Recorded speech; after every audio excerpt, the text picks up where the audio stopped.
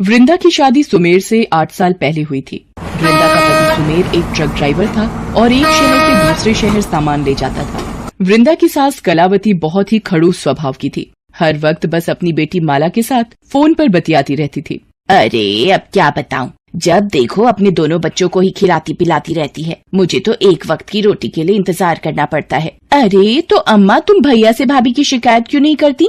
अब उसे क्या बोलूं, वो घर में रहे तब ना हर समय ट्रक पर माल छोड़ने लाने का काम करता है। उसका घर आने का कोई समय नहीं।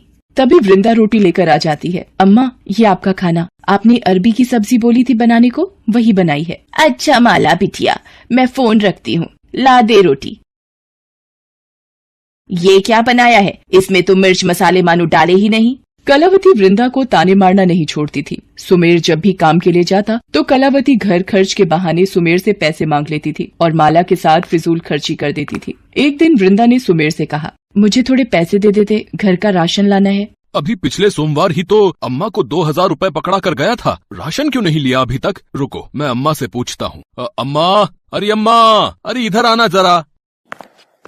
आपको जो 2000 रुपए पिछले हफ्ते देकर गया था, अरे अभी तक राशन नहीं आया?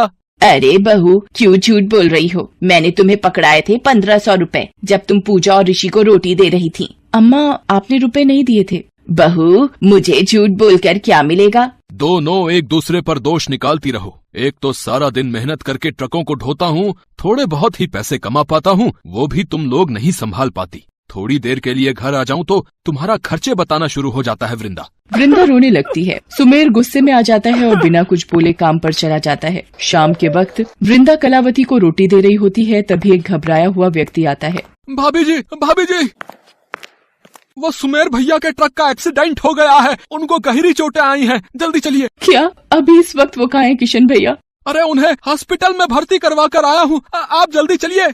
हाँ भैया, बस मैं चल रही हूँ। हे भगवान, मेरे बेटे को ये क्या हो गया? मैं भी साथ चलती हूँ। अम्मा, आप बच्चों के पास रुको, मैं पहुँचकर आपको फोन करती हूँ। वृंदा किशन के साथ हॉस्पिटल जाती है। डॉक्टर साहब, अब कैसे है मेरे पति? ठीक तो ये हो जाएंगे, पर इनकी टांगों में ज्यादा चोटें आई हैं, इसलिए पता नहीं कब तक इन्हें व्हील चेयर के सहारे ही रहना पड़े। वृंदा ये सब सुनकर चिंता में भर जाती है और फूट फूट कर रोने लगती है। सुमेर अब अपाहिज की जिंदगी गुजारेगा, ये बात वृंदा को मन ही मन खा रही थी, पर सुमेर को हिम्मत देना वृंदा की जिम्मेदारी थी। कुछ दिन बाद सुमेर घर आ जाता है। ये क्या हो गया मेरे बेटे को? घर में एक ही तो कमाने वाला था, अब कैसे सब चलेगा? कौन 2 वक्त की रोटी का इंतजाम करेगा? कलावती की ये बातें सुनकर वृंदा बहुत दुखी होती है। वृंदा, अम्मा ठीक ही तो कह रही हैं, मैं शायद कभी नहीं चल पाऊंगा। घर कैसे चलेगा वृंदा, घर कैसे चलेगा? आप परेशान मत हो, सब ठीक हो जाएगा। वृंदा सोच में पड़ जाती है, उसे कुछ समझ नहीं आ रहा होता। एक दिन, माँ, अब आप अच्छा खाना क्यों नहीं देती हो? वही थोड़े से उबले चावल ही दे देती हो। बना दूंगी अच्छा खाना, अभी तुम्हारे बापू की तबीयत खराब है ना, इसलिए नहीं बना रही। माँ, क्या हम पूरी सब्जी तब खाएंगे जब बापू ठीक होंगे? मुझे अपने परिवार के लिए खुद कोशिश करनी होगी, मुझे पैसे कमाने होंगे, पर कैसे? वृंदा काम ढूंढने के लिए घर से निकलती है कि शायद उसे कोई काम मिल जाए। जगह जगह पूछने पर भी उसे कोई काम नहीं मिलता। शाम को थकी हारी जब वृंदा वापस आ रही होती है, तब उसे किशन मिल जाता है। वो वृंदा से कहता है, अरे आप सुमेर की तबीयत कैसी है भाभी जी? क्या बोलूं भाई साहब, हमारे परिवार को पता नहीं किसकी नजर लग गई। वृंदा किशन से बात करते करते घर तक आ जाती है। किशन को वृंदा के साथ आता देखकर कलावती गुस्से में आ जाती है। देख बहू, हमारे यहाँ औरतों ने कभी भी घर से बाहर जाकर काम नहीं किया, और इस तरह से किसी पराये मर्द से हंसी ठिठोली करने की जो तुम्हारी आदत है, वो देखते हुए मैं तुम्हें बाहर काम नहीं करने दूंगी। समझ में आया? अम्मा, ऐसी कोई बात नहीं है। किशन भाई साहब मुझे नुक्कड़ पर ही मिल गए थे तो इन्हें देखने आ गए। मुझे कुछ नहीं सुनना, तू बाहर जाकर काम नहीं करेगी, मैंने एक बार बोल दिया। अब मैं क्या करूं? अम्मा मुझे बाहर काम नहीं करने देंगी, पर पैसे कहाँ से आएंगे? तभी वृंदा के बापू का फोन आ जाता है। वृंदा, अब दामाद जी कैसे हैं? अभी उन्हें पता नहीं बापू कितना समय और लगेगा ठीक होने में। वृंदा अपने बापू को सारी बात बताती है। वो उसे कुछ याद दिलाता है। वृंदा, तुझे वो बचपन के दिन याद हैं जब एक बार... अरे राघव बेटा, थोड़ी देर मेरे पास बैठकर टोकरी बनानी सीख ले। ऐसी टोकरी बनाना सिखाऊंगा कि तू मेरे से भी ज्यादा महंगी टोकरी बेचेगा। मुझे नहीं सीखनी बापू कोई टोकरी बनानी, मैं खेलने जा रहा हूँ। बापू, मुझे भी टोकरी बनाना सिखाओ ना, फिर मैं भी सुंदर टोकरियाँ बनाकर बेचूंगी। मेरी वृंदा टोकरी बनाना सीखेगी। आ बेटिया, मैं तुझे सबसे बढ़िया टोकरी बनानी सिखाऊंगा, ठीक है? देखते ही देखते वृंदा बहुत सुंदर टोकरियां बनाना सीख जाती है।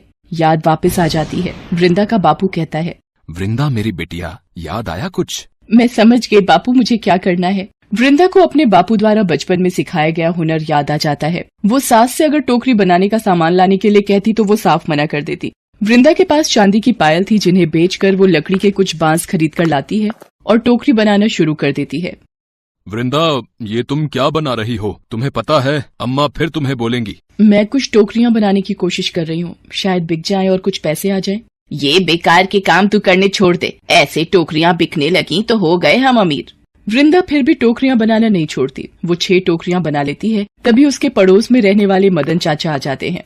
अरे वृंदा बहू, ये क्या टोकरियां बना रही हो? जी चाचा, सोचा इन्हें बेचकर कुछ पैसे आ जाएंगे। देखने में तो बड़ी मजबूत और टिकाऊ लग रही हैं। 2 टोकरी मैं ले लेता हूँ। तुम्हें पता है मेरी फलों की दुकान है, पहले मैं 2 इस्तेमाल करके देखता हूँ, ठीक है ना? कितने रुपए हुए? चाचा, आपसे पैसे कैसे ले लूं? अरे बहू, ये तुम्हारा काम है और मेहनत के पैसे लेना तुम्हारा हक है। ये 200 रुपए इन 2 टोकरियों के मेरी तरफ से। शुक्रिया चाचा।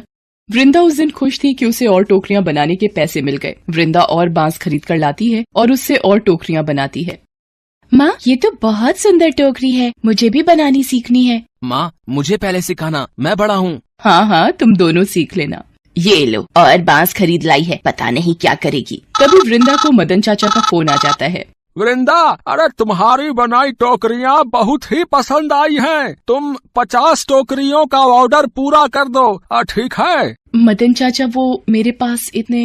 वृंदा, मुझे पता है इतनी टोकरियां बनाने के लिए जो भी लगे, इसलिए दुकान के लड़के के हाथ 5000 रुपए एडवांस भिजवा रहा हूँ, ठीक है? मदन चाचा की 50 टोकरियां बनाने के बाद अब वृंदा के पास काफी लोग टोकरियों का ऑर्डर लेकर आते थे। धीरे धीरे वृंदा की टोकरियों का काम अच्छा चल गया। अब तो उसकी सास भी इस काम में उसका हाथ बटाने लगी। सुमेर भी अपनी पत्नी की मेहनत और हुनर देखकर खुश था। एक दिन जब वृंदा की ननद माला मिलने आई। अम्मा, ये भाभी ने क्या नया ड्रामा शुरू कर दिया है? आपने हाँ कैसे कर दी इस काम के लिए? देख माला, वृंदा ने बहुत मेहनत करके ये काम आगे बढ़ाया है। ये इसकी काबिलियत है जो आज घर परिवार का खर्च चल रहा है, वरना हम सब भूखे मरते। और सुमेर भी अब ठीक हो रहा है, वो आज वृंदा की वजह से ही है। तुम भी अपनी भाभी के काम की तारीफ करो। माँ, शायद तुम ठीक कह रही हो, वृंदा भाभी बहुत अच्छी है, शायद हम ही उन्हें नहीं समझ पाए। धीरे धीरे सब ठीक हो जाता है। ठीक होकर सुमेर ट्रक तो नहीं चला पाया, इसलिए वृंदा के काम में ही मदद करने लगा। अब कलावती और माला भी वृंदा के साथ बहुत अच्छे से व्यवहार करने लगी। वृंदा की बनाई टोकरियां हर जगह मशहूर हो गईं। वृंदा ने ये बात जब अपने बापू को बताई तो वो भी बहुत खुश हुए। एक गरीब टोकरी बनाने वाली वृंदा को उसकी काबिलियत और मेहनत का फल मिल चुका था।